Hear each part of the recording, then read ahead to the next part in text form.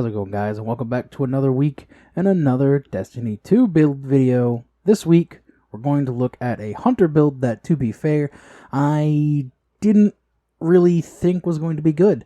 Someone in my community reached out, gave me this build to use and play with, so thank you to them.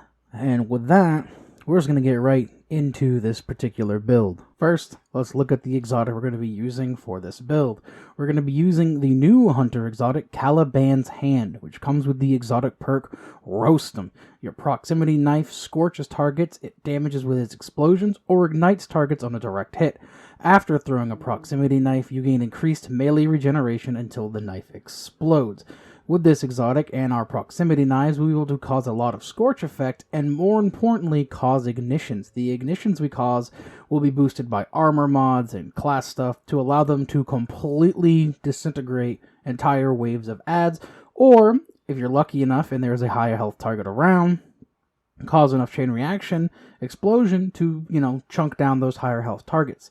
And to make it better, if we do manage to miss a target with these knives, we'll get a significant increase to the recharge rate of our knife until it does eventually explode. If you have a high enough strength off the rip, you will usually get, if you miss, you'll get your knife back before the one you already throw explodes. For our class setup, we're going to be running Blade Barrage, as it is the highest hitting solar super on the Hunter class, and it is also the easiest to set up. Also, Gambler's Dodge to help get our knife back in case, we miss and we just lose our knife.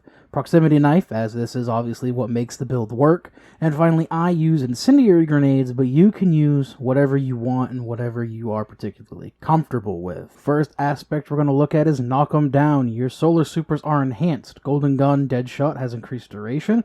Golden Gun Marksman has increased damage resistance and duration, and Blade Barrage launches more projectiles, while Radiant Final Blows with your equipped throwing knife fully refund your melee energy.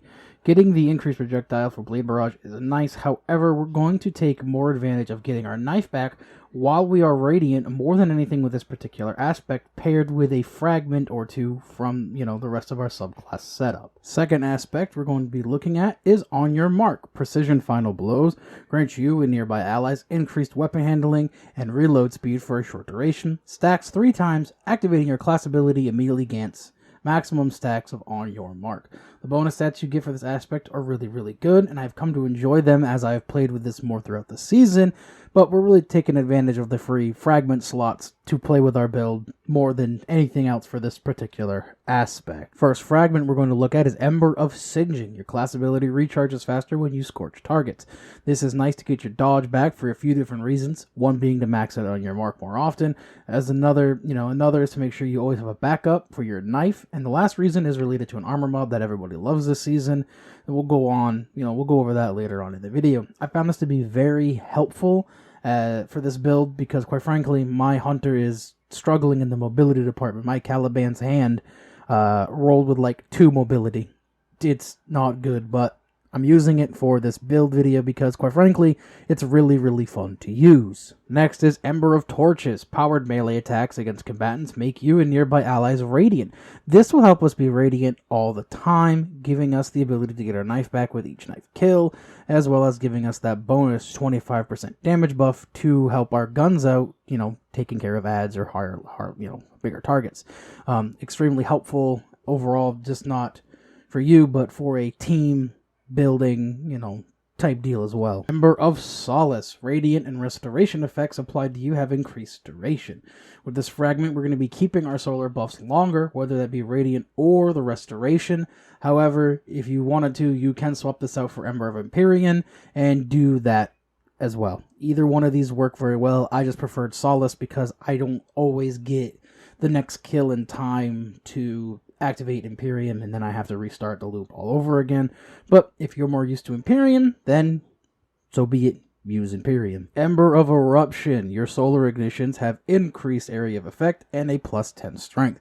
The bonus to strength is nice here due to us using a melee heavy build, and the increased area of effect to our ignitions is going to be a huge help when it comes to getting direct hits with our proximity knife and activating the roast perk, making targets we hit ignite immediately and then causing a larger effect as well. And finally, we have Ember of Char. Your solar ignitions spread Scorch to affected targets with a +10 discipline.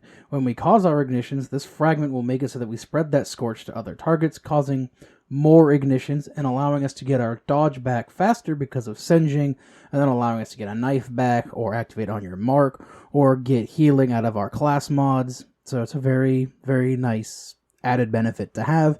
And with that going over the class setup, let's begin looking into our armor mods. First on our list is Melee Wellmaker. Powered melee combatant final blow. Spawn elemental wells matching your subclass energy type.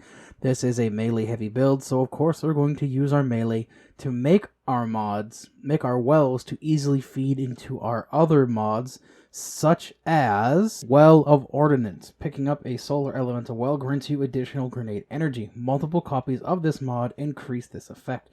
I use this to help get our grenades back, as I am running incendiary grenades to hopefully apply more Scorch, get more potential ignitions, and feed back into our class ability to make our class setup work more for us. We'll also be feeding into Elemental Charge. Become charged with light by picking up an elemental well. If the elemental's well's element type matches your subclass element, you gain 2 stacks of charge with light. Making plenty of solar wells with our melee, allowing us to pick up 2 stacks of charge with light per melee kill, which will be spent on high energy fire. While charged with light, gain a bonus to weapon damage. Each defeated combatant consumes 1 stack of charge with light.